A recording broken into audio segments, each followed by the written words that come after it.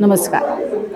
Iran, America, Israel यांचं युद्ध कधी संपुष्टात येणार याची सगळेजण वाट बघतायत.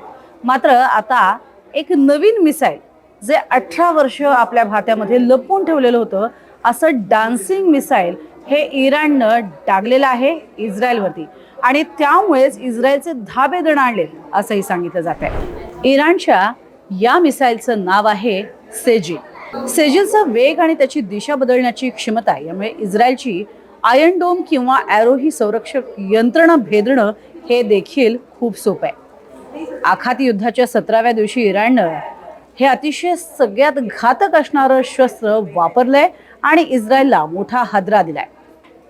सेजिल या लांब पल्ल्याच्या बॅलिस्टिक क्षेपणास्त्रानं पहिल्यांदाच इराणनं इस्रायलवर हल्ला केलाय. या क्षेपणास्त्राच्या समावेशामुळे सध्या या युद्धानं अत्यंत भीषण रूप धारण केलंय असंही म्हटलं जात आहे. हे क्षेपणास्त्र आवाजाच्या वेगापेक्षा 12 ते 14 पटीनं जास्त वेगानं प्रवास करू शकतं. इराणपासून इस्रायलचं अंतर पार करण्यासाठी या क्षेपणास्त्राला केवळ 7 ते 8 मिनिटं पुरेशी असतात. त्यातच या क्षेपणास्त्राची मारक क्षमता 2000 ते 2500 किलोमीटर पर्यंत आहे. त्यामुळे इस्रायल आणि युरोपचा काही प्रांत हे अगदी सहजी आपल्या टप्प्यात इराणच्या येऊ शकतो.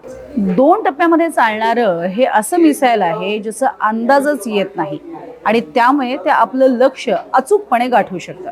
सेजिल या शब्दाचा वापर कुराणामध्ये केला गेलाय आणि त्याचा अर्थ असा होतो की शत्रूचा नाश करण्यासाठी वापरला जाणारा एक दगड. त्याच अनुषंगानं सेजिलच्या या वापरामुळे इस्रायलमध्ये मात्र हाय अलर्ट आहे आणि हे मिसाईल हे डान्सिंग मिसाईल असल्यामुळे कधीही कुठेही आपला हल्ला अगदी सहजी करू शकतं आणि म्हणूनच अनेकांना बंकरमध्ये लपण्याच्या सूचना या इस्रायलमध्ये देण्यात आल्या.